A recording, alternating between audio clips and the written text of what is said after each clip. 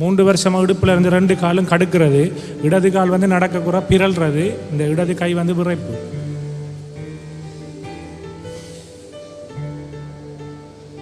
எல்லாம் இசைவாக செயல்படுவதாக. இந்த கால்கள் பின்னி பிணைவதில்லை,